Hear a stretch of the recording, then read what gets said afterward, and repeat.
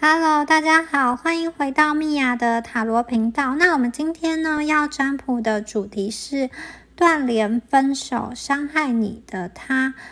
现在过得怎么样？他过得好吗？那他有想你吗？他心中有你吗？你们会不会复合？然后我们今天呢，一样有3副牌，从左到右分别是1、2、3组牌。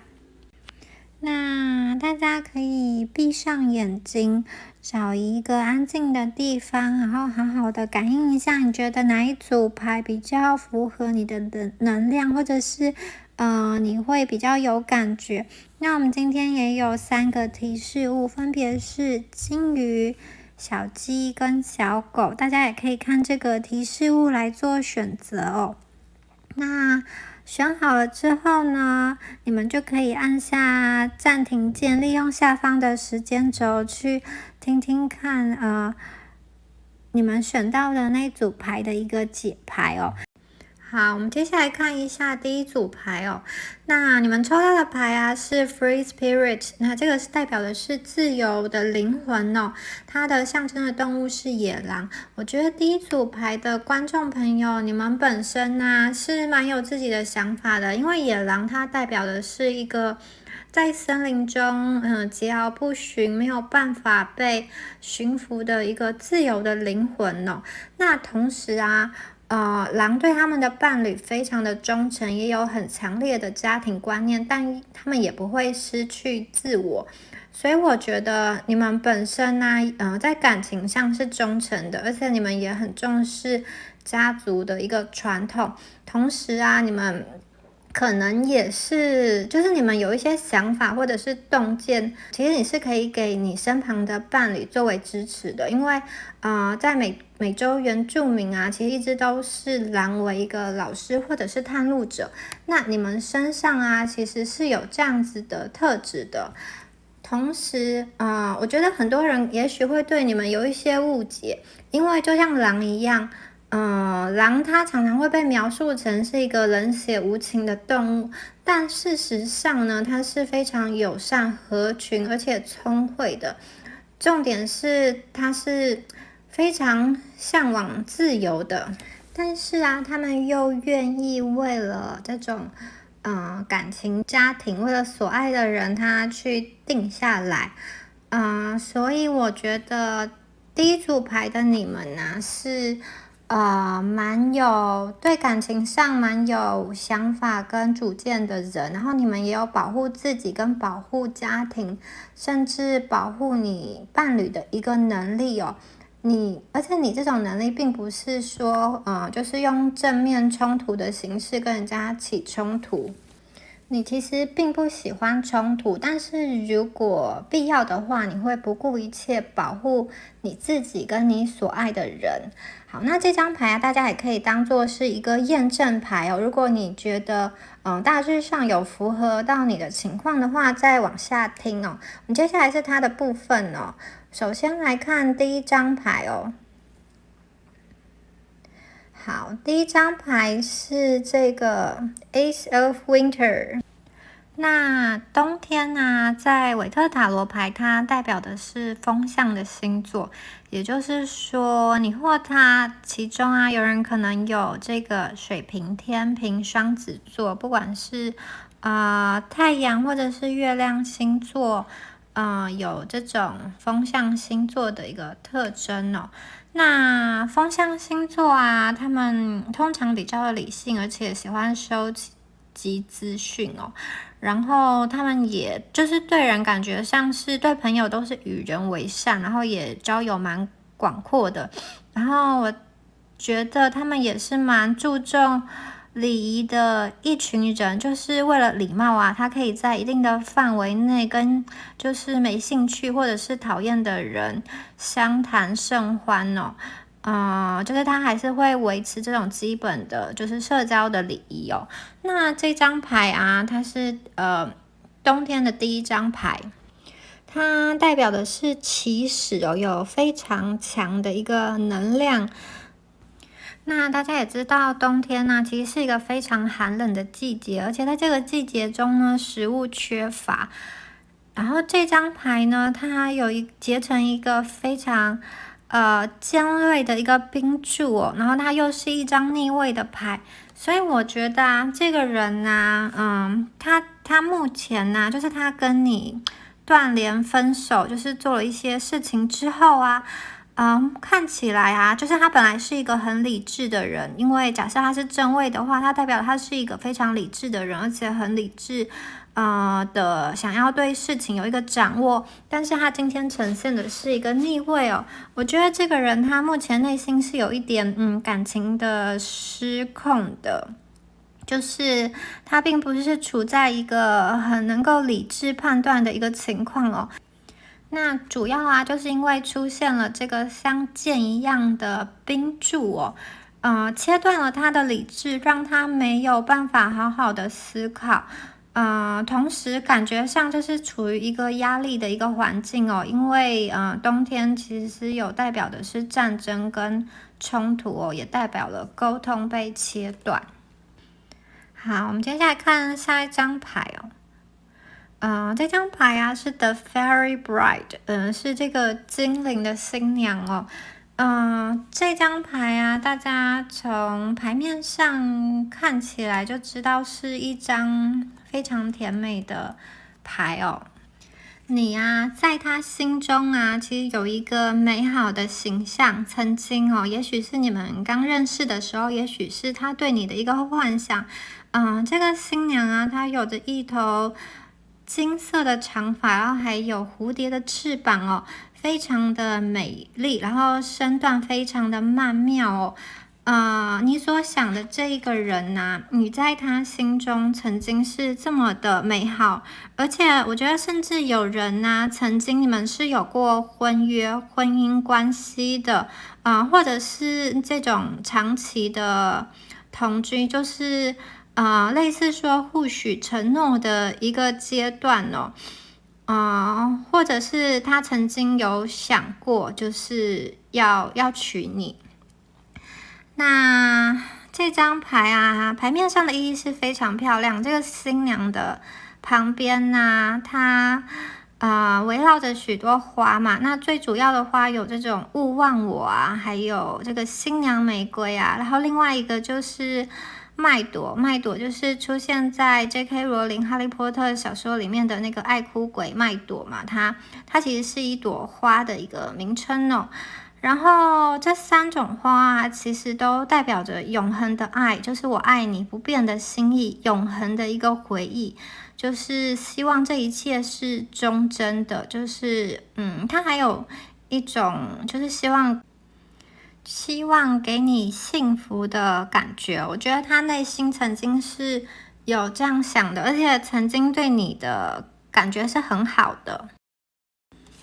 好，我们接下来出现了 Fall Winter 哦，又是一张这个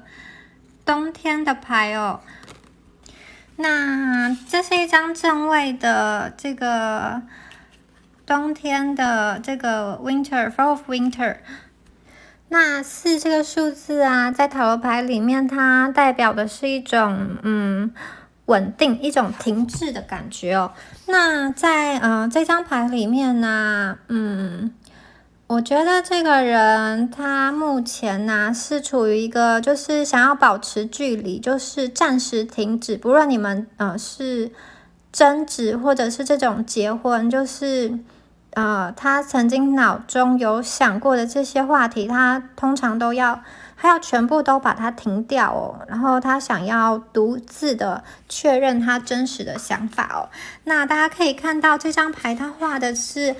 冬天有一个男人哦，看起来年纪是有点大的，看起来是一个就是白发的人哦，他正在避难或者是取暖哦，可是他是孤零零的一个人，独自在一个碎裂的一个树洞里面取暖哦，然后看起来是非常的寒冷，就是非常的辛苦哦。我觉得你目前面对这个人呢，他是完全没有行动力的，所以你不要期待他会有任何的主动，因为他没有任何的勇气，他也不够强壮。那从刚刚那张新娘牌看起来，我觉得他是有想你们的，但是看起来他目前是没有想要复合的念头，因为他本人还是处在一个独处，想要想清楚的一个状况哦。我觉得也许是某一种外在的力量超出了他的控制，让他本身目前变得没有办法行动哦。就是他可能是自愿或者是非自愿的冻结了他对你的感情哦。这个人有可能是因为你们断联是某些情况啊，这个人可能是已婚的，或者是他已有一个伴侣的，所以他不得已要冻结了他对你的感情。又或者是他生活中的其他难题，有家人反对，或者是远距离，他经过现实的考量之后，觉得不可能等等的。那这个人目前他就是冻结了。你们的关系啊，是因为某种外力的原因悬在那边哦，有点像是电脑的宕机一样，就是有一些生活的，可能是身体状况或者是事业的状况。那这个状况是目前没有办法去抗争的，因为抗争只会浪费它的能量，所以它处于一个休息，往内看的一个，就是停滞下来，脚步慢下来，然后有点像是要思考并且等待时机的一个状况。然后我觉得这个人他是不是跟你们有一些年纪差？因为这个精灵啊，看起来是比较年长的精灵哦，所以你们可能有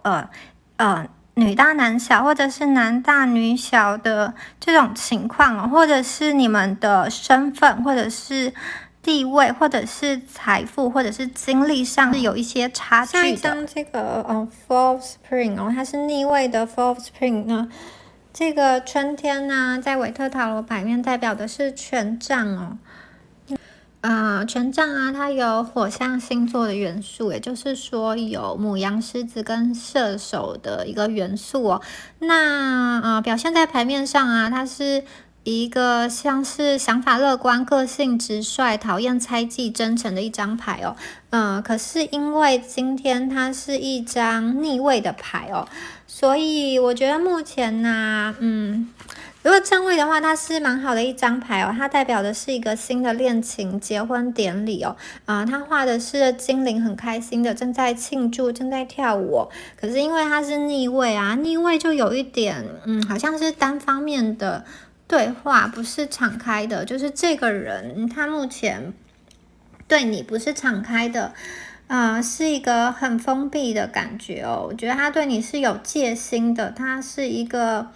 他对你做的事情好像不是很认同跟欢迎哦。就是他觉得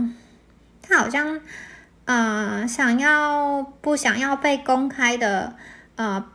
出现在你的面前哦。这个人他是不是曾经有做过就是伤害你或者是对不起你的事呢？因为这张牌啊逆位，代表的是他有一些东西不想要被公开，好像想要躲在一个蚌壳里面，这样子看起来不想要去敞开。也许是他曾经有在某一些地方说了伤害你的话，或者是做了对不起你的事情，或者是他不应该要封锁你、拉黑你，但是他做了。下一张这张牌也是一张逆位的牌哦，那它是 Five of Autumn。这一张牌啊。这张牌它画的是一个代表困难的牌哦，困难却不想要求助的牌哦。就是牌面上啊，他有一对姐弟，他们是衣衫褴褛，非常贫穷，而且肚子饿。那不远处啊，其实有一群精灵，他们正在开派对，然后有很丰盛的食物，每一个人呢都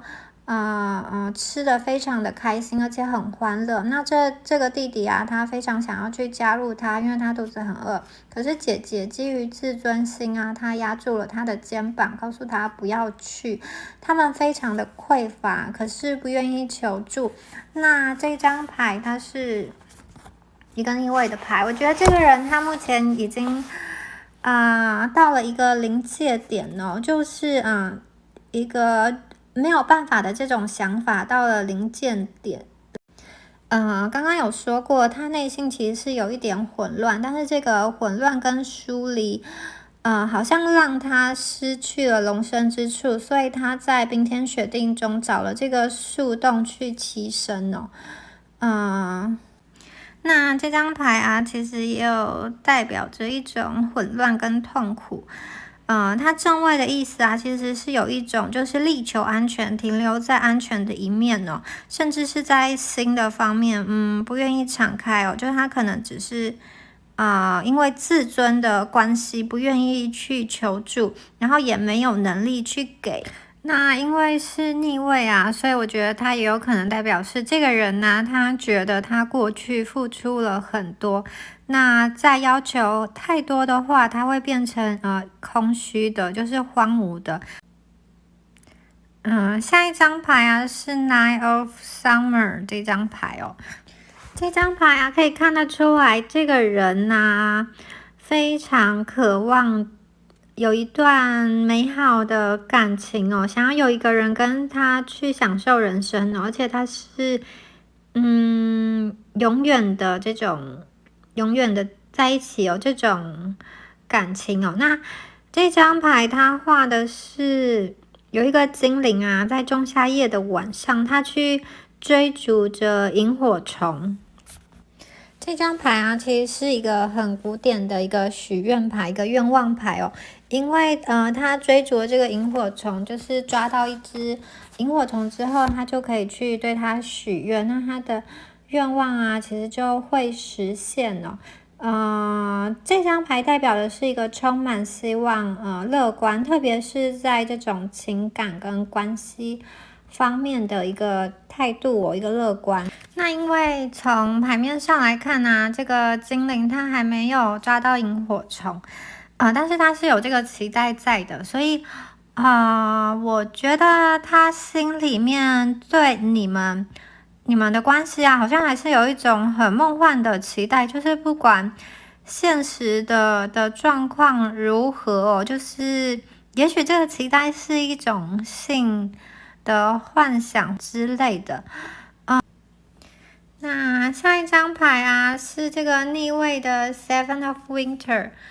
好，这张牌一样出现了这个冬天牌哦，我们总共出现了3张的这个冬天的牌哦，所以整体上看起来风象星座的元素的能量是比较强的。那这张牌画的是在冬天的时候啊，有一个坏心的精灵啊，他带着他这个伙伴一只老鼠哦，他到这种集体式的仓库去偷东西。那在这个集体式的仓库储存了非常多，像是牛奶啊，还有水果等等，就是在秋天丰收的一些食物哦。那他们都有算好一定的分量。现在呢，这个坏心的精灵偷走了别人的份，就是他们多拿了之后呢，可能就会有人饿肚子，但是他们只想到自己，所以没有考虑到其他人这件事情哦。那这张牌它代表的是一个背叛，一个伦理上的问题，就是一些伦理的违反。那这张牌啊，如果是正位的意思的话，它就有那种经验老道，一种伪君子或是诡计，有一种想要诈骗的感觉哦。可是因为它是一张逆位的牌，所以我觉得你想要发问的这个人，他不是这样子的。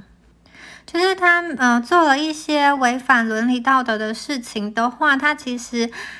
内心是很挣扎的，就是假设他曾经有欺骗过你，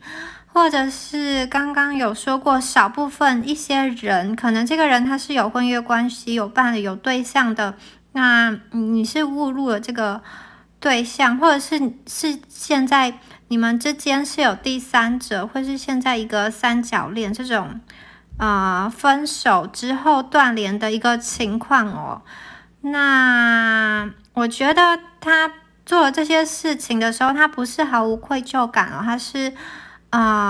内心其实是很挣扎的，他没有办法像这张牌这个坏心的精灵一样，他吆喝同伴一起来做这件事情哦。他并不是想要，他内心里其实并不是想要这样子的一走了之的。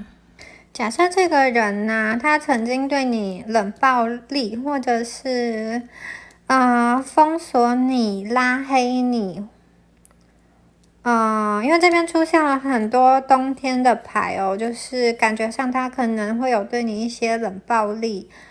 或者是对你很冷漠的情况哦。我觉得这个人他其实还是有良知、有良心在的，就是他本质上并不是这么不好的一个人。但是可能也因为这一些内疚，使得他现在没有办法，去面对你哦。即使这个人呢，他目前是有想你的，他想你的时候，其实会想着你美好的样子，尤其是你一些，假设你们曾经有肉体关系的话，他是会去回味这一块的，因为有出现了很美丽的新娘的这一张牌哦，我觉得你在他心中某一部分是美丽的一个形象哦，不管你们。曾经发生了什么事情，但是这个人看起来目前是没有要复合的一个意图哦。这可能是因为一些外力，或者是他内心还在整理他自己。然后我们最后再来抽出那个神谕卡哦，有关塔罗牌要给你的一些建议哦。这张牌是 self acceptance，自我接纳哦。那第二张牌是 self sufficiency，是这个自我丰足、自我满足哦。第三张牌是 being in love，就是你已经足够好了。这个神谕卡主要是在说你不用再一直的去质疑你自己，因为这样子会去耗尽你的身心哦。那当你自己把你放在全然的爱中，你就会得到这个自我接纳哦。那第二张牌它也延续了这样的概念，他说你的自我的丰足其实是依赖这个宇宙这个神哦。但它不是说你不需要任何人，而是你把你的力量交给这种宇宙，然后呢，你愿意去接受帮忙、接受支持、接受爱，那这些东西就会自然而然来到你的生命中哦。我觉得看这些神谕卡，好像第一组牌的你们过去一直就是独自承受了很多很多的压力可能是在关系里面有苦难言，或者是你本身就是有在压抑一些你真实的情绪哦。那第三张牌其实也是同样的概念哦。他说你本身就已经是足够了，你不用到哪里去，你不用再去改变，或者是说你一直想要的更多，你想要自我这种成长哦。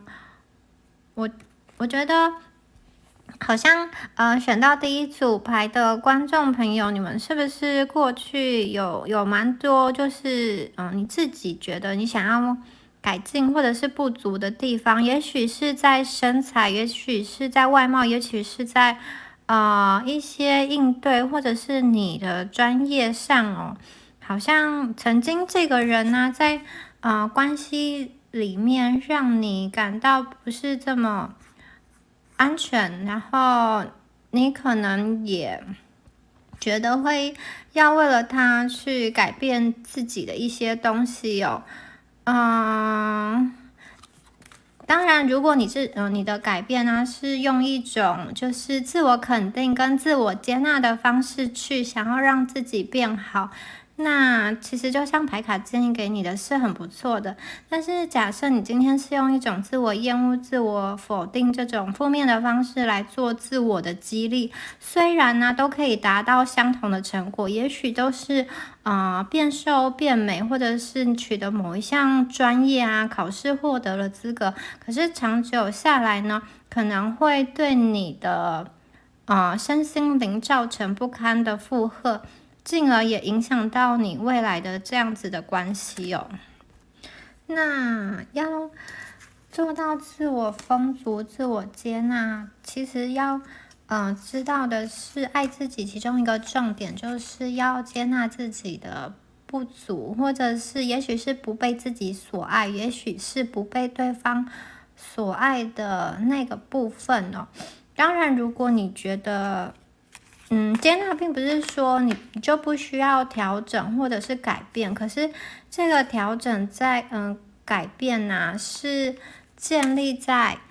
一种用自尊、自信跟正面的动力去推动的。好，以上呢就是选到第一组牌卡的朋友，你们相关牌卡的一个解读哦。那如果有对应到你们的讯息的话呢，可以参考哦。那如果没有的话，也可以再去听听看其他的选项，或是其他的占卜影片，看有没有更符合、更对应到你们的能量哦。好，第二组牌的朋友，你们抽到的是 Patience。这张牌啊，它有画一个隧道嘛，好像，它的意思是说要有耐心，就是从这种黑暗的隧道慢慢的走，然后最终会走出，一片光明的一个感觉哦。那这张牌啊，你们可以当做是一个验证牌哦。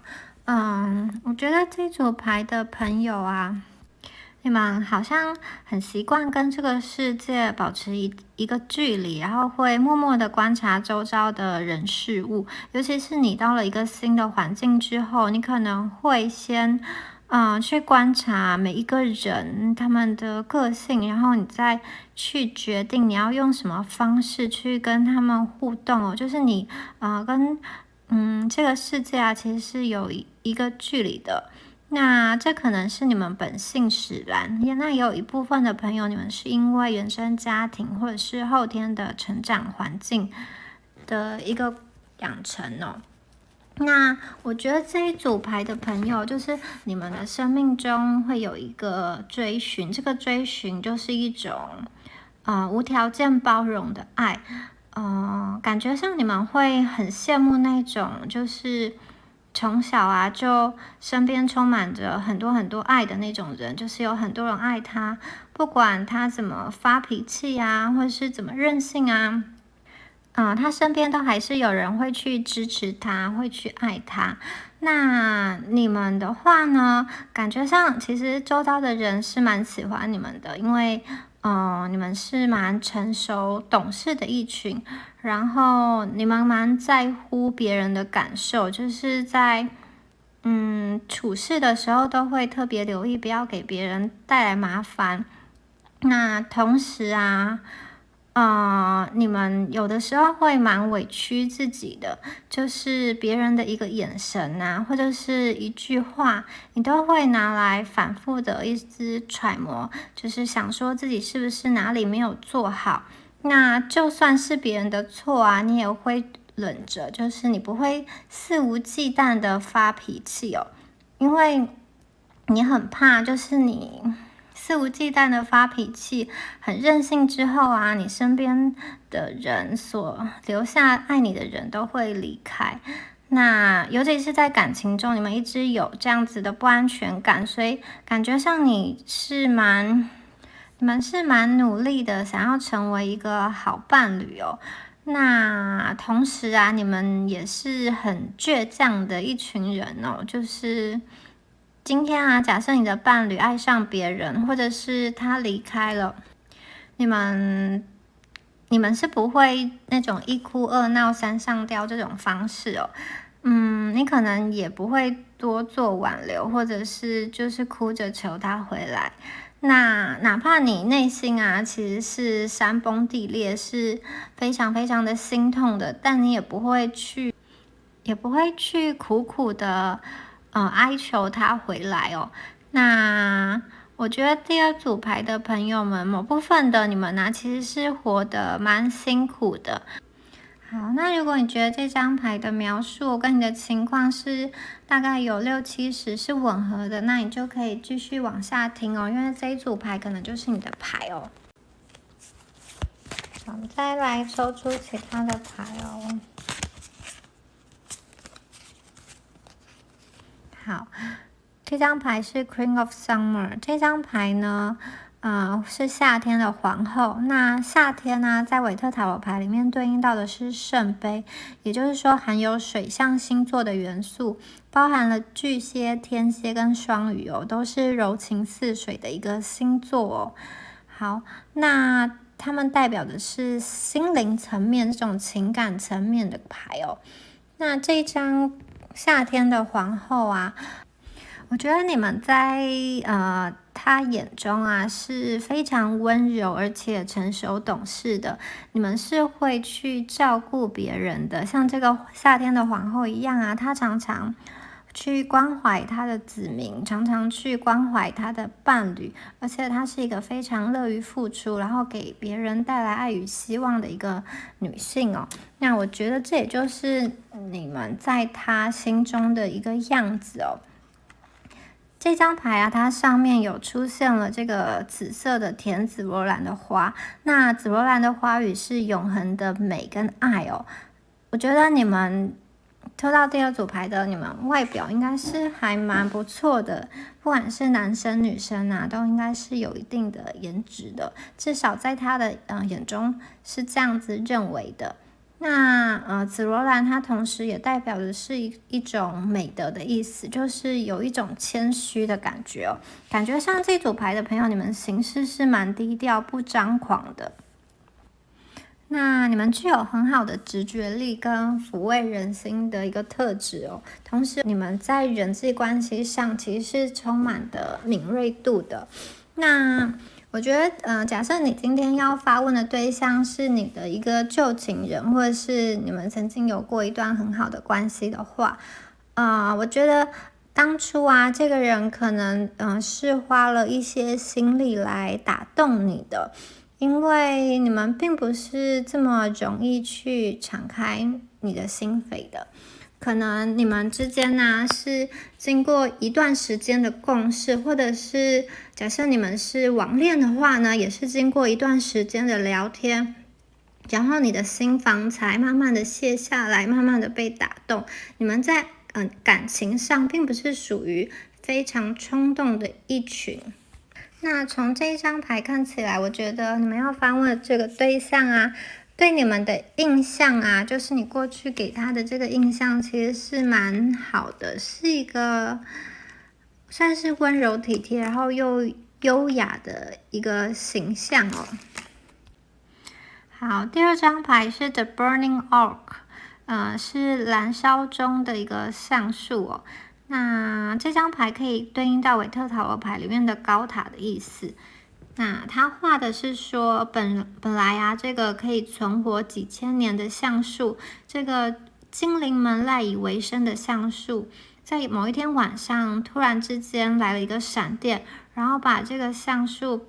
劈成两半，快要崩塌了。那所有住在橡树里面的精灵就仓皇的奔跑，带着他们的小朋友赶快的飞离开来，他们几乎是在睡梦中被惊醒的，所以他们就是非常的惊讶，为什么他们以为可以长长久久的这个家园突然被崩塌了。那甚至呢，他们是来不及穿衣穿鞋的，就是把一些很珍贵的家当啊，还有一些回忆都留在这个橡树中，因为它是突然的倒塌了。那我觉得，那这张牌会让我联想到，好像是突然就是踩到对方一个地雷，然后就爆炸的一个感觉哦。但是因为这张牌是逆位的牌，所以我觉得你们跟这个对象啊的相处，比较像是就是一点一滴慢慢的，就是有点像从顶端，就是从美好开始慢慢的崩塌，慢慢的崩毁吧。它是一个长时间累积起来，逐渐恶化的一个状况哦，有点像是化脓的感觉哦。那我觉得这个人呢，他目前呢，假设你们是因为吵架而分手的话，他其实会一点一滴慢慢的开始意识到对于分手这件事的一个后悔。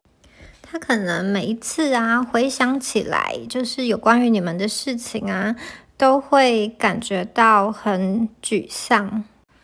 那这张逆位的牌啊，也让我感觉到你们当初分开或者是断联的情况，比较不是一个很火爆的场面哦。就是你们没有说什么大打出手啊，或者是互相用一些很难听的字眼去攻击对方哦。感觉上你们双方还算是和平哦。那对方其实对这件事情是有一点沮丧的，而且这种沮丧是随着时间，就是一点一滴，好像意识到自己当初可能做的不是这么好，所以他会有一点懊悔的心情。The Conjurer 这张牌啊是魔术师的牌哦。这张牌啊可以看得出来，我觉得你们所想要发问这个对象啊，他本身是一个可能算是蛮有事业心的人，或者是说他是明确的知道自己想要做什么的人，他感觉上是一个蛮积极的人，然后对于自己也是充满信心的。然后我觉得他是一个蛮会去说服别人的人，就是透过说服来达到他所想要的一个东西哦。那这可能也是当初他吸引你们的一个原因所在，他的一个魅力所在哦。那我觉得从这张牌面上看起来，就是他跟你们分手、断联或者是冷淡之后啊，他其实还是朝着他自己所想要的目标去前进哦。牌面上看起来啊，比较像是在他的事业或者是工作领域上的一个执行，或者是去接受挑战，或者是精通某一项技能哦。然后会尽量的将他的所有的能量都放在里面，尽量的去完成他的一个学业，或者是他被赋予的某一项任务。那我觉得，小部分的朋友啊，你们和你们所想要发问的对象之间，并不是完完全全的一个断联哦，你们并没有完全的封锁、拉黑彼此哦。假设呢，你想要联络他，其实还是有方式的，或者是对方想要联络您，其实也是有留一个通道给他的。所以你们看起来有一部分的朋友，你们并不是完完全全的断联，只是说，连续的频率真的是可能非常非常的低哦。那我觉得这个人呢，这张牌是看不出来他现在的感情的一个状态哦，但是这张牌主要是说，他其实事业上啊，或是学业上，他还是非常的努力、积极跟接受挑战的，而且啊，他有在衡量你，跟衡量他自己哦。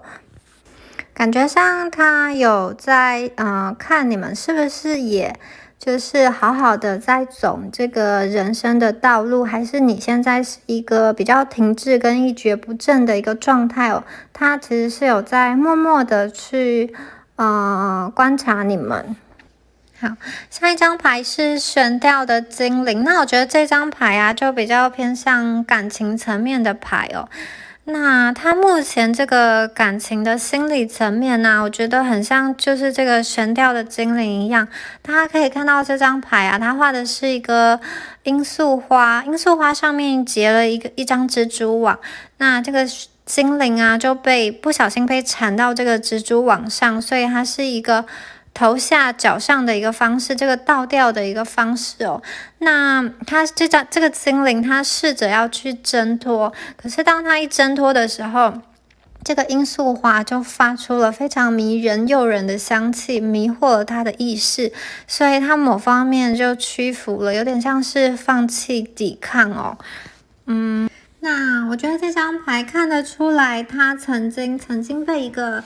女性这样子的迷惑。这个女性啊，有可能是你，或者是其他的人，就是其他的女性，因为每一个人的状况不同，你们可能要想一想你们实际相处的一个情况哦。但是这一张牌中啊，这个精灵啊，他有意识到说他自己是不能永远被困在这个罂粟花的一个网中哦，所以他会用他的一个方法去回到正常的，就是不是头下脚上的这个方式哦，回到一个正常的方式中去过他的一个日常生活哦。那感觉上这个人呢，他在感情上有一种这种动弹不得，就是进退不得的状况哦。那这种感情其中有一方是蛮牺牲奉献的，但是对方好像自己也不想要陷在这个动弹不得的一个感情中哦，因为罂粟花的花语它是死亡之恋，就是它有一种就是致命又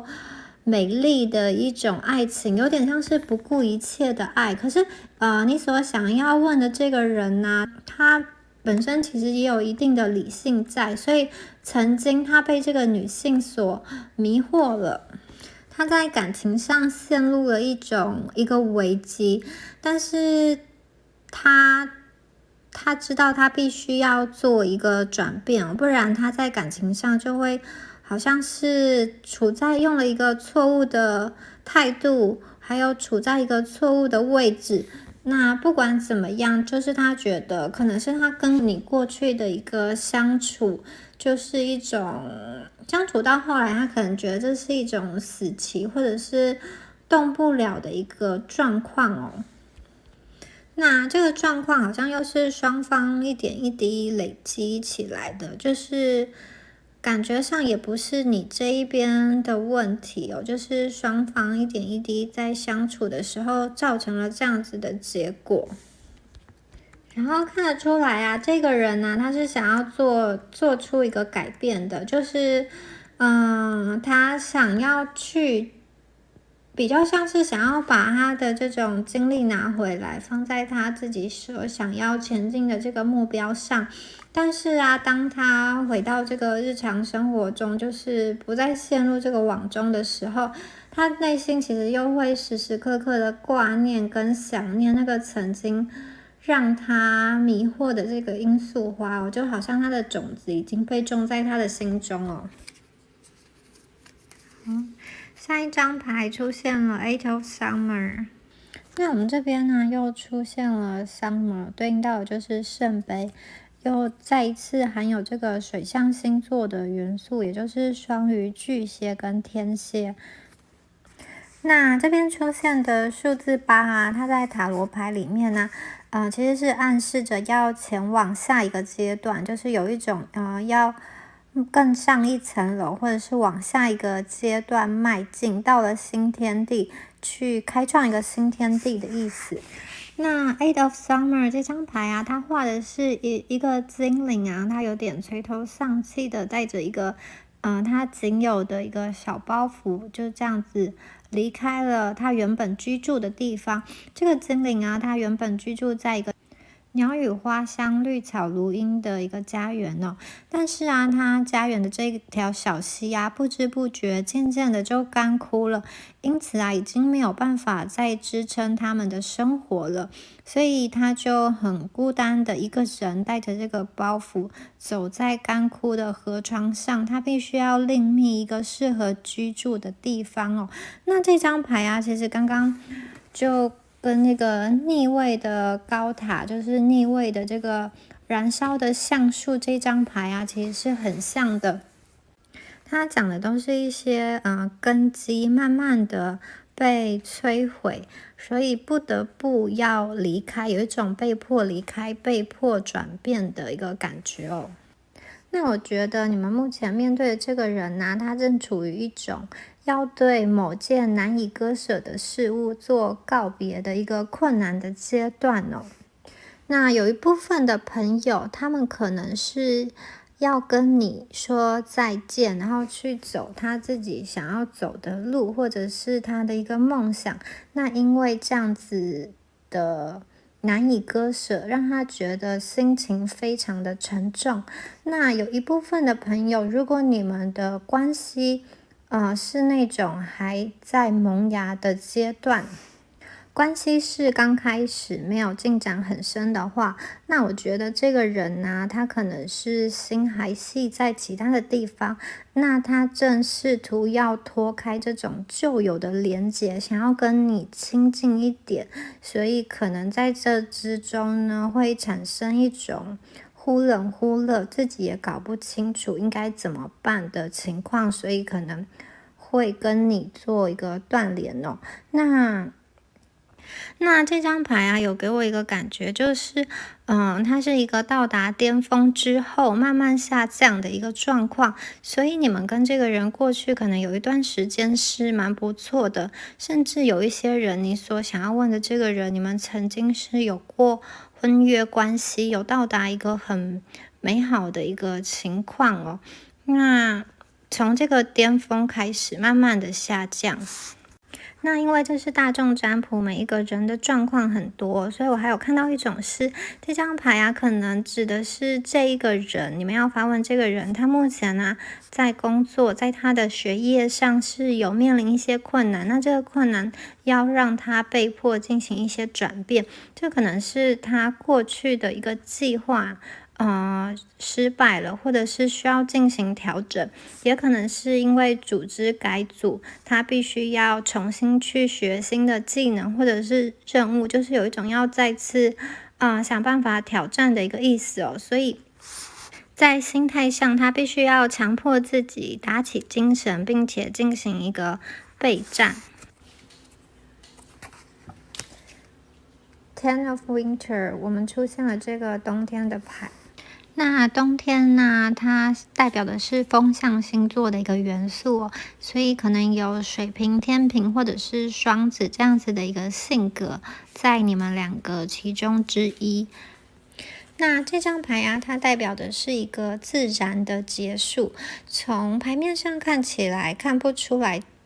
这个结束是不是合理的，但是它有代表想要划清界限的意思哦，就是在生活上，因为处于一个剧烈的转变，所以啊，这个人他就是处于一种选择的阶段，要么就是全部都要，不要就是全部都不要。这代表着是一个旧有的阶段的结束，同时啊，正在好像一个岔路口，必须要进行一种选择。那究竟呢，它会前进还是停留在这里呢？这张牌目前还没有很清楚的表明出来。所以目前这个状况啊，我觉得会不会复合这件事情呢，他其实内心也还没有想清楚，或者是说没有时间去想，也不知道他接下来会往哪一个方向去前进哦。但是啊，就像前面的牌组说的，他们心中其实还是有你，而且也对于过去的一些事情，他们是有存在一些懊悔的。那我们再来看一下下一张牌。好，这张牌啊是 Ace of Spring，这张牌出现了春天而且它又是春天的第一张牌。一啊，它代表的是一个起始跟新的开始哦。那这张牌画的是春寒料峭时第一朵盛开的花朵，也就是梅花哦。梅花是报春花，所以这种这张牌有代表的是一种寒冬退去，即将迎来希望的一个感觉哦。同时啊，它旁边有画着一个黄色的一只蝴蝶的一个风筝哦。这个风筝啊，代表的是梦想。那我觉得抽到这张牌的你们啊，看起来你跟你所想要发问的对象啊，在这个短时间内的未来呢，你们会各自朝着想要做的事情去发展跟前进哦，就是在心态上会有一个转换，好像过去这种比较痛苦不堪的这种为了恋情所困惑的一个时期会退去，然后呢，你会朝着你的目标啊。很有干劲的前进，就是你会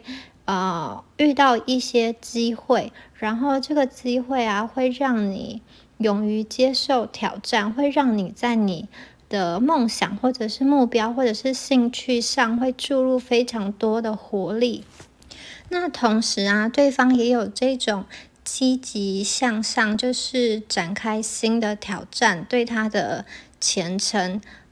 进行努力的一个情况哦。那少部分的你们呢，我觉得有一小部分的你们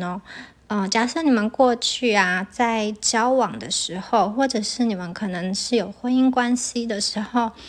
你们曾经在相处的时候，对彼此而言是非常具有性吸引力的，就是你们有强大的这种性的一个吸引力。那我觉得这样子的情况，你们其实是有一个复合的机会的。好，我们接下来抽出神谕卡来看一下，神谕卡有什么建议哦。那我先把牌整理一下。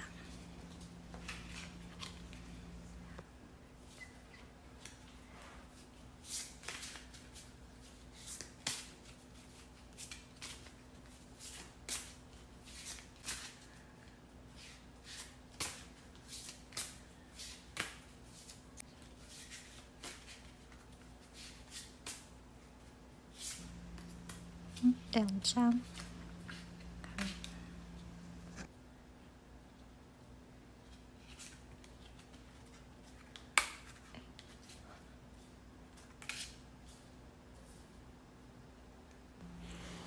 好，我们来看一下我们抽到的牌哦。那第一张牌，他说，你要停止去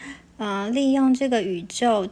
去得到你想要的东西，反而要开始让你沉浸在爱中，让这个爱来利用你，来使用你哦。这样子的话呢，那些你本来所想所求的事情啊，反而会来到你身边，你不用再去苦苦的追寻，苦苦的去抓取哦。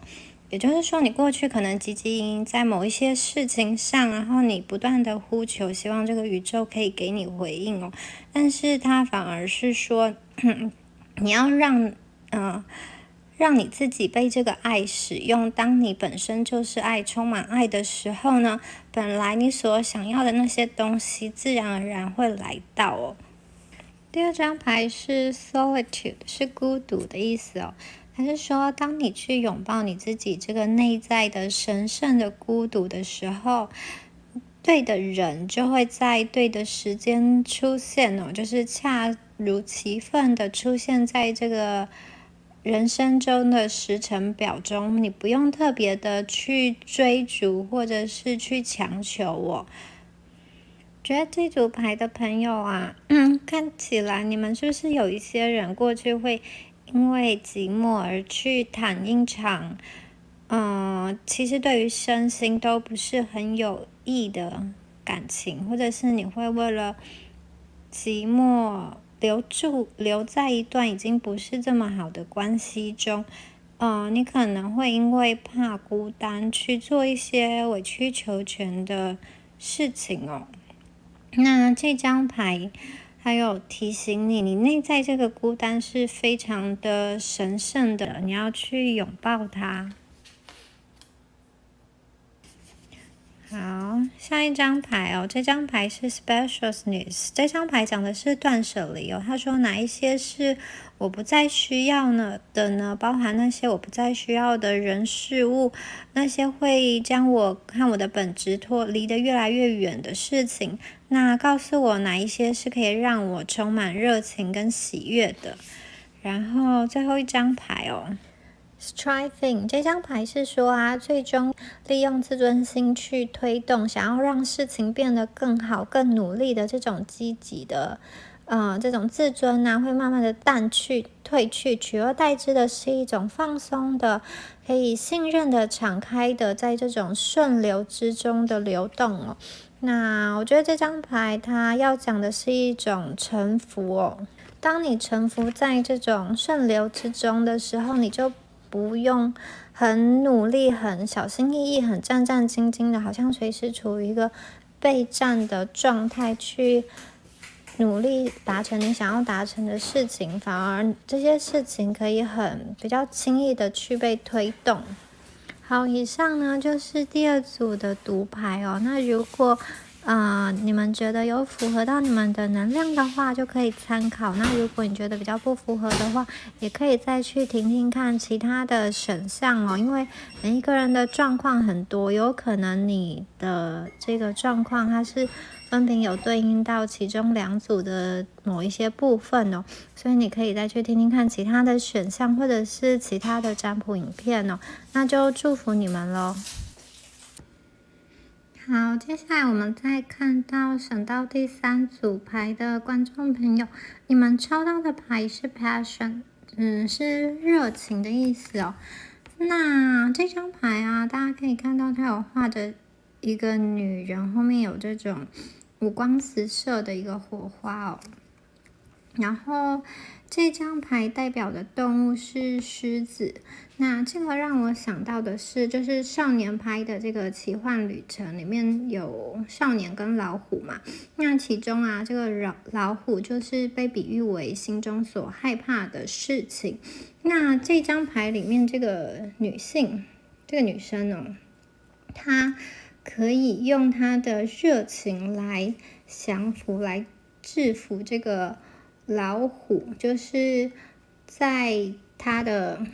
热情的力量下呢，原本这个非常阳刚的老虎呢，它也可以被它驯服。那这里这个女生她凭的并不是蛮力哦，就是她并不是用以暴制暴的方式来去驯服这个老虎，而她用的是对兽性的了解。他是用他的意志力来跟这个老虎去达成一个和谐哦。那我觉得选到这一组牌的你们啊，你们在感情上啊，常常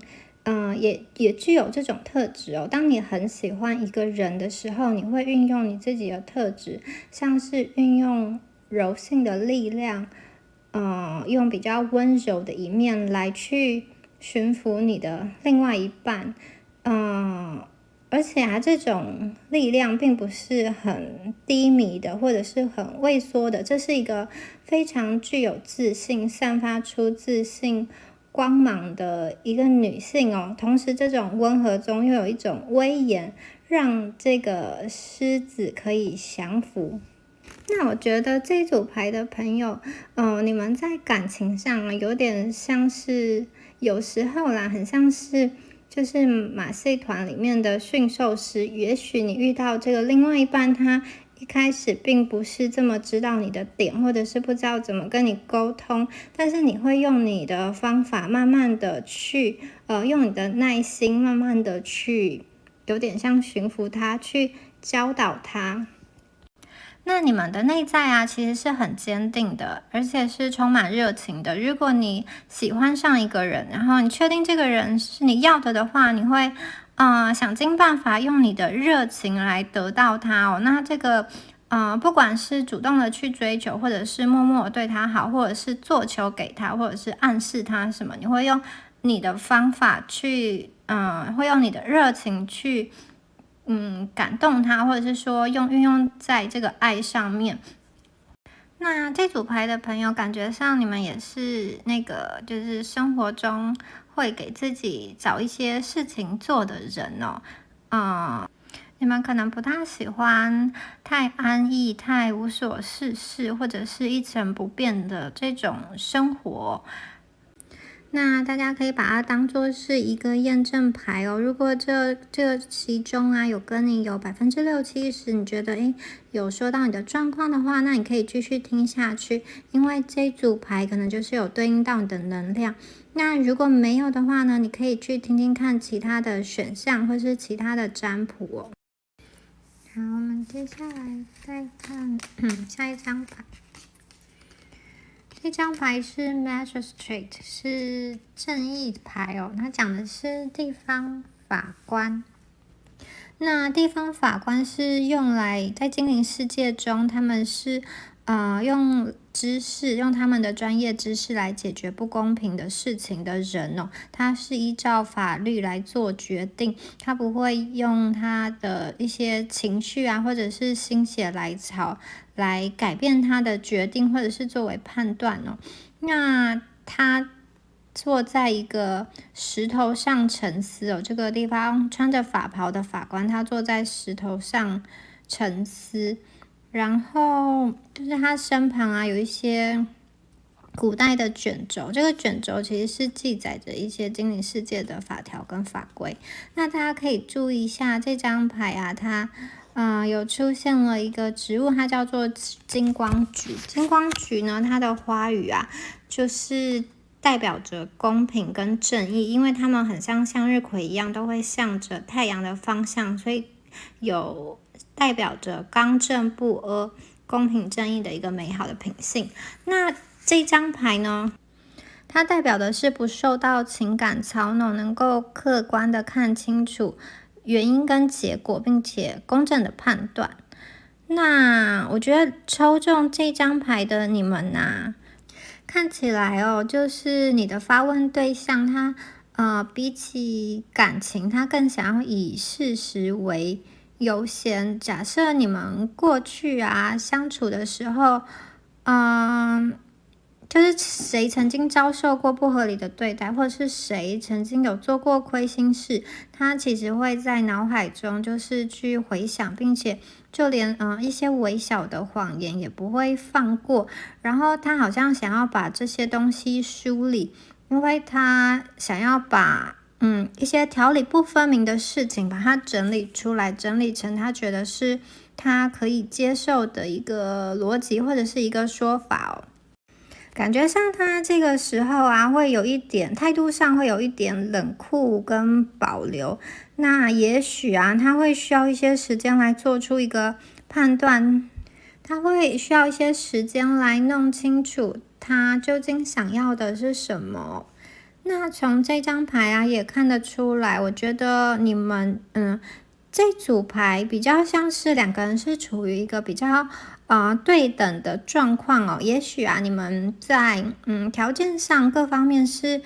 郎才女貌的，或者是就外人来看，你们是这种很般配的。那在相处的关系上，感觉上这个人他是有一点择善固执的，就是他不会去做一些对他自己不利的事情，然后他也是一个蛮有原则跟坚持的人，所以你不能去踩到他的地雷哦。那看起来这个人呢，也是一个蛮爱面子的人，他蛮在意他在外的一个形象跟名声哦，就是别人的评价对他来说是蛮重要的，他会去顾虑的。同时啊，他很在意感情中的一个平等互惠。好，下一张牌我们出现的是 Hermit， 是隐士牌哦。这张牌啊，它画的是就是有一个好像年长的精灵，它正在树洞里面看书哦，然后它的书柜上都摆满了非常多的书籍哦，然后这个场景是一个夜晚那在树洞外头的树枝上有站着一只猫头鹰哦。那猫头鹰啊，在塔罗牌里面通常被用为是智慧跟对知识的一个追求哦。那因为猫头鹰它在晚上啊，它的眼睛是可以看得非常的清楚哦，它在黑暗中可以帮助其他人看见他们不能看见的真相。那它也代表的是说，在生命最黑暗的时刻中去找到属于自己的光芒和光明哦。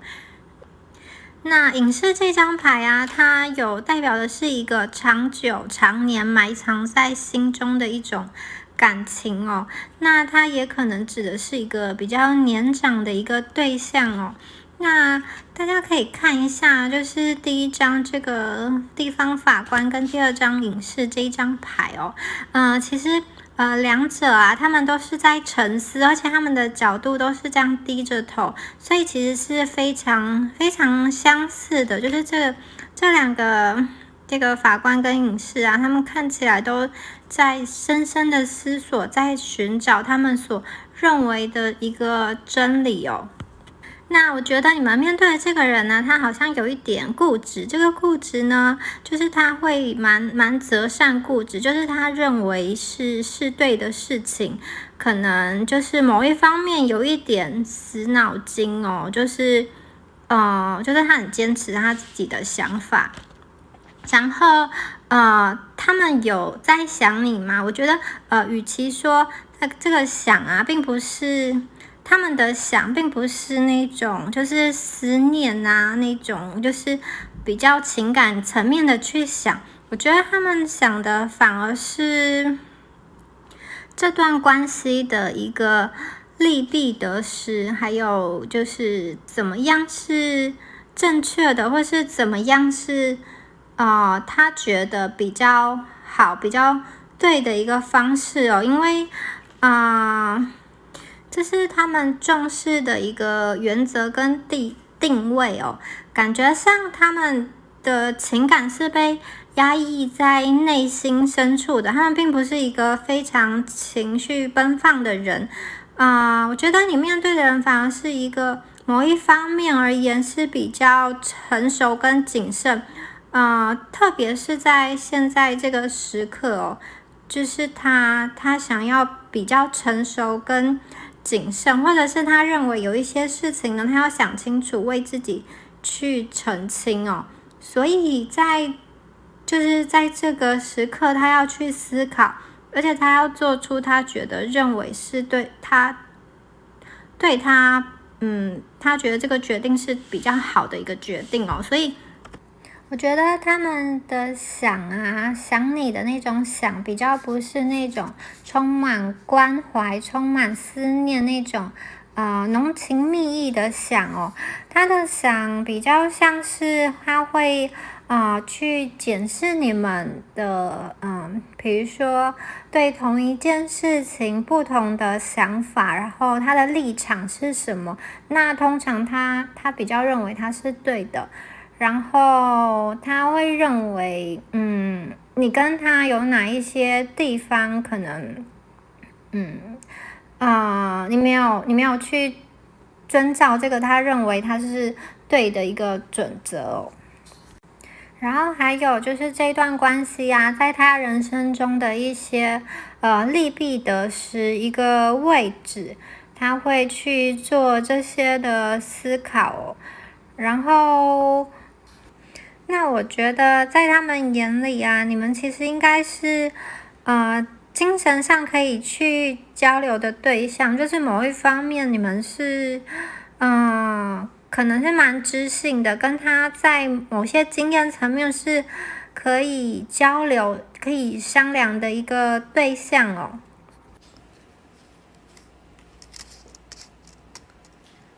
好。我们下一张牌出现的是这个时间之轮哦。那时间之轮呢，我觉得就是韦特塔罗牌里面的命运之轮哦。那这一张牌一出现，我就觉得你们之间彼此的羁绊是很深的。时间之轮这张牌它讲的是说，就是整个生命的时间，它其实是一个连续性的一个流动哦，就是从这一秒钟到下一秒钟，这个小时到下一个小时，然后今年到明年嘛，就是即将要过新年，但是这个年啊、小时啊，这些都是人去把它间隔开来的一个计算方式，但其实就人的生命来讲，它全部都是一个连续性的。然后时间之轮呢，它每一次转动的时候都会有一些变化，就像是春夏秋冬。那有的时候变化是非常细微的，那有的时候是比较剧烈的。那这些变化都是因为时间的转动中一些没有办法必然所带来的一个改变哦。那我觉得出现这一张牌啊，其实有代表的是你跟这一个人的羁绊真的是非常的深。那他其实有提醒你，一件事情哦，就是我觉得这个结果啊，就是目前呢，你们两个就是变成现在这样子的情况啊，都不是没有原因的。这是因为你跟他，可能之前有一些因果，可能不是这一辈子，可能是在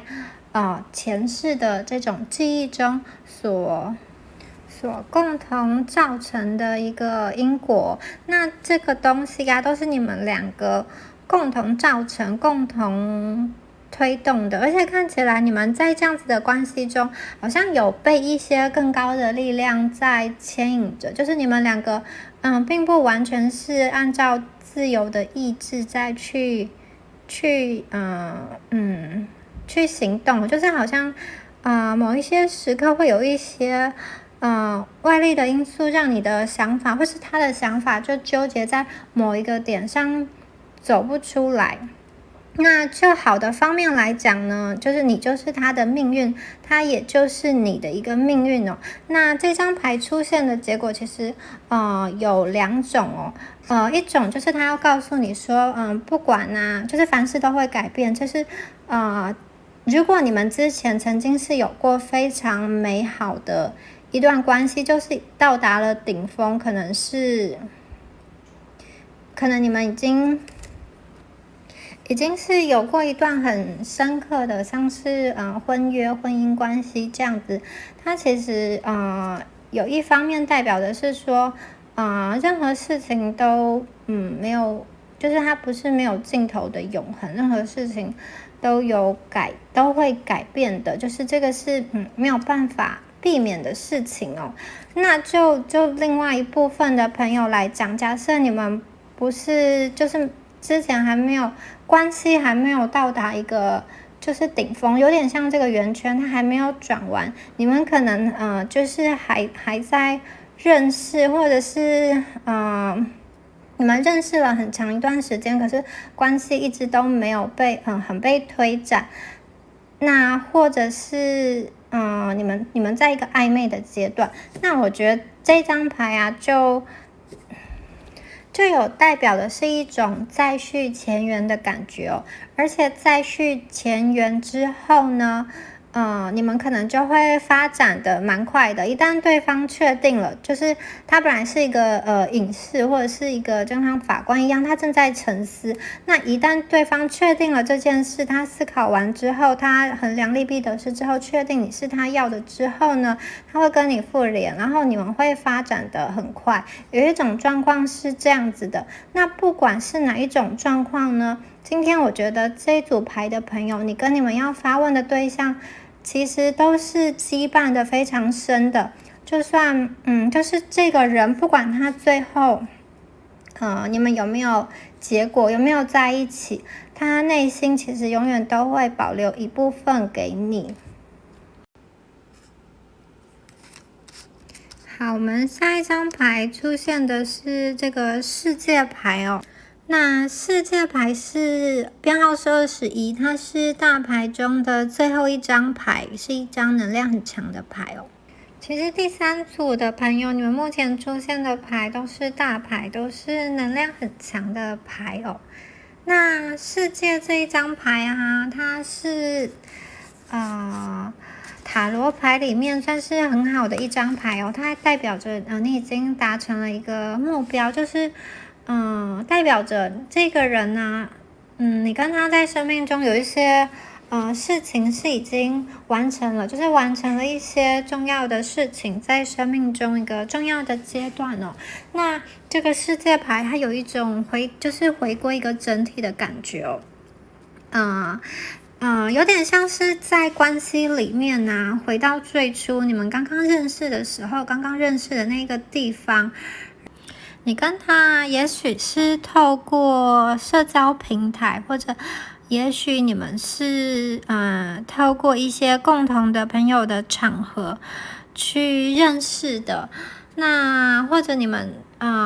是在有这种同学同事的一种共事的关系哦。那你们一开始认识的时候其实是非常陌生的，但是经过了这些日子下来呢，你现在对他是比较熟悉的。那他其实这个世界这张牌有一种，就是他会回到最初的时光，他脑海中去想，然后并且看一看在这段关系中学到的是什么。就是他其实我觉得他在你身上他有得到一些很好的东西，就像这个充满魔法跟美丽一样的一个精灵世界哦。你有一部分是令他非常流连忘返的，可是他好像又有一些也许是他自己给自己的一些责任跟压力哦，他觉得好像要在这两者之间做出选择哦。但是其实这张牌有说的事情是，这两者其实是可以兼顾的，那其实是可以同时并存的，就是他认为所谓的就是想象个美好的这种国度跟日常生活中的压力跟责任哦。那看起来因为世界牌有代表着是说这个人他已经在这个他的位置，他的人生中好像已经觉得他找到他认为是正确的位置，或者是他用正确的态度去面对他的人生哦。然后他也正在按照他认为是正确的步调前进。那我觉得第三组牌面上这张牌看起来是比较乐观的，因为它代表着关系上的互相支持哦。然后你们又之前有出现了这个命运之轮哦。假设你们之前并不是那种到达顶峰又破碎的关系的话，我觉得这组牌的复合的几率就是你们彼此在互相找到对方的这种几率是比较大的。好，我们出现了星星牌。那星星它代表的是暗夜中的一个指引，一个希望，一个美好的未来。然后这张牌出现的时候它其实有意味着你的问题是有一个很美好的一个未来的。那尤其是你从内在的层面去看我觉得你这个对象目前看起来他是比较有距离感，但他其实内心非常的渴望得到爱。然后大家有看到就是这个蝴蝶这个精灵，有着蝴蝶翅膀的这个美丽的精灵，它正在坐在石头上，然后它的脚下是这种清凉的一个溪流，然后它正在观看着满天的星斗。其实它是一个孕育新生命的一个精灵哦。我觉得这个代表的是你们两个的关系有可能的一个发展哦。它可能代表的是一个实体的小孩，或者是你们之前曾经有过的一个生命。而且在你们之间有一种能量，你们是彼此最终内心会想要回去的那个熟悉的一个地方哦。星星这张牌，它有代表的是对方心中一种纯真的一面哦，不管他外在是怎么样，但是他内心有一种很纯真、毫无保留的一个爱。那他其实对这段关系是有盼望跟有憧憬的，所以我觉得这一组牌感觉上你们那个再续前缘的希望比较大，只要不是刚刚提到的那种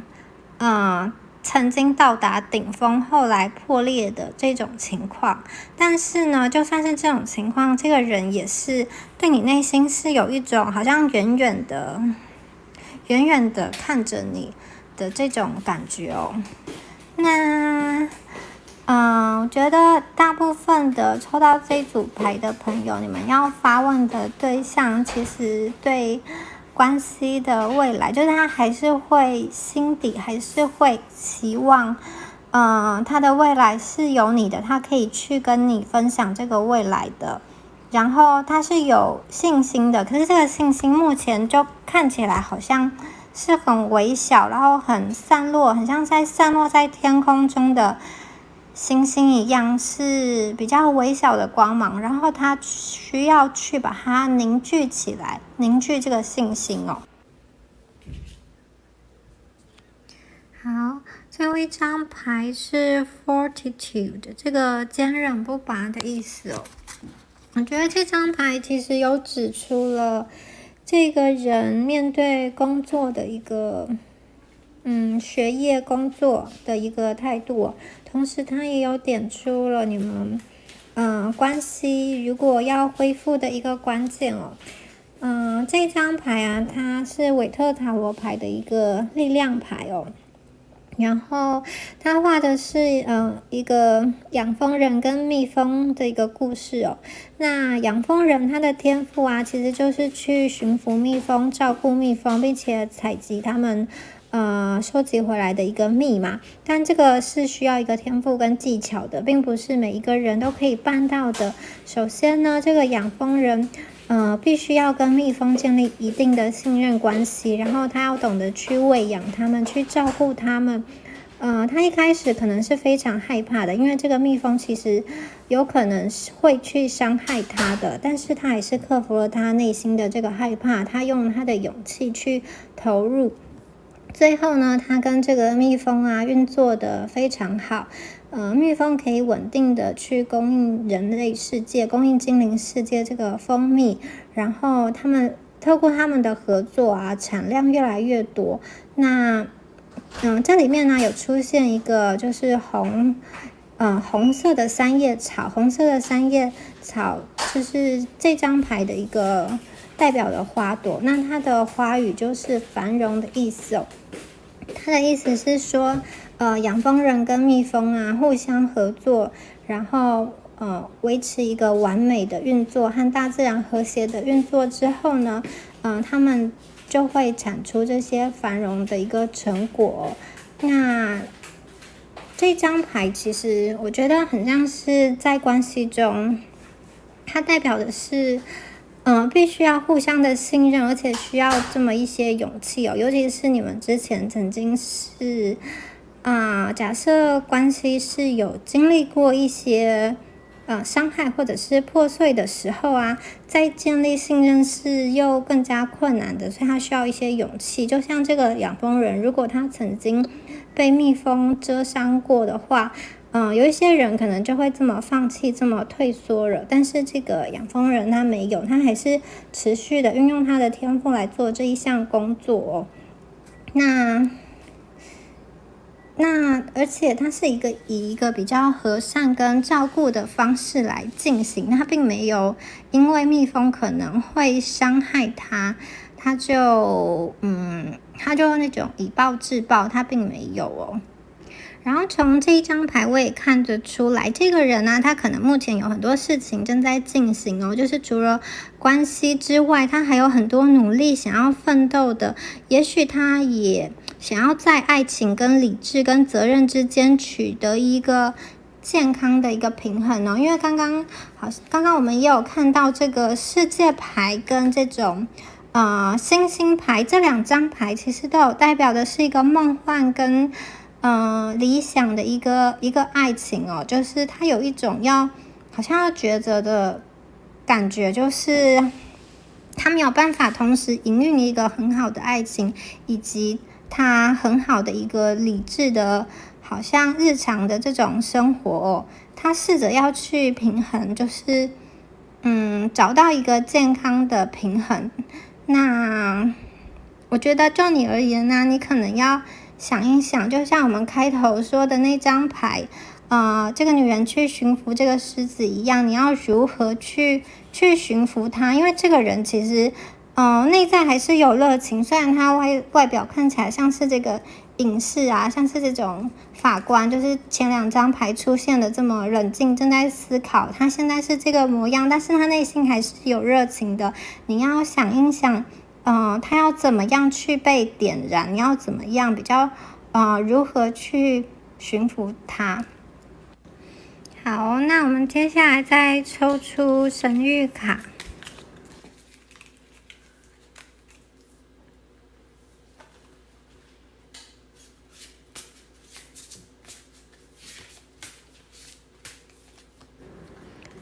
Being enough, healthy 健康 ，confidence 好，我们有3张神谕卡。第一张呢是这张牌说的是你已经足够好了，你不用再去其他的地方去好像寻找追寻或者是去得到，而且你也不需要改变，甚至是不需要再特别去上一些成长课之类的。然后他说你也不需要用更多的欲望来塞满你哦，你就是你，其实你现在的样子啊就已经足够好了，而且你就是爱的本身哦。那我觉得这张牌是一张蛮温暖的牌哦，它是告诉你一种自我肯定还有自我关爱哦。那我们第2张牌它讲的是一个健康哦，主要是身体，他说你要温柔的去接纳你的身体哦，然后也许你的身体上是有一些病痛的，或者是有一些不舒服的，不管是在精神上或者是肉体上。然后他说就是请求宇宙让你知道你怎么样好好的对待你的身体哦，就是你自己就像你好的一个队友，好的一个盟友跟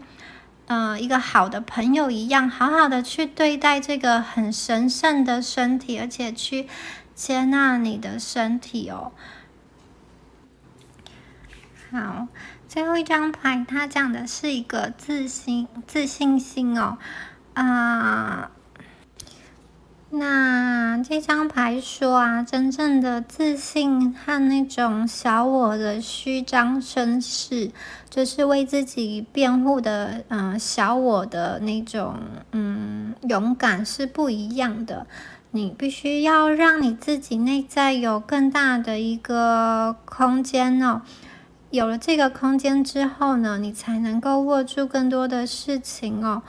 而且你要让你自己充满爱，充满自信，然后你就会感受到一种你从来没有体验过的一种勇气哦。那这个勇气其实也就是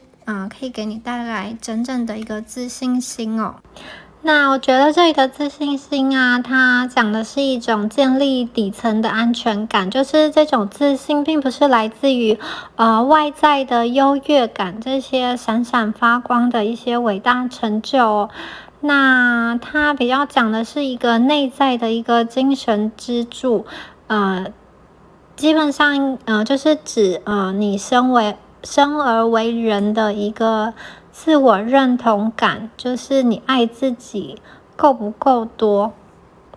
然后这几张牌都有在告诉第三组的朋友啊，试着你们跟你们自我对话的时候，好像以一种朋友的心态，或者是以一种盟友、一个好的队友的心态来鼓励自己，并且认同自己。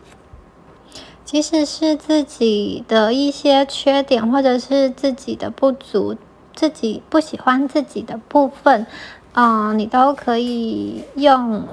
比较正面的方式去和自己对话。那以上呢，就是选到第三组牌的朋友，塔罗牌的一个解读跟神谕卡给你的一个建议哦。那如果你觉得有对应到你的情况的话，你可以参考。如果你觉得跟你的能量比较不符合的话，你可以再去听听看其他的选项或者是其他的占卜。因为每一个人的状况不同，在大众占卜的情况下，有可能你的能量会是分别对应到其中的1、2个选项，所以你们都可以再去听听看。好，那以上呢就是这一组牌卡的解读，祝福你们。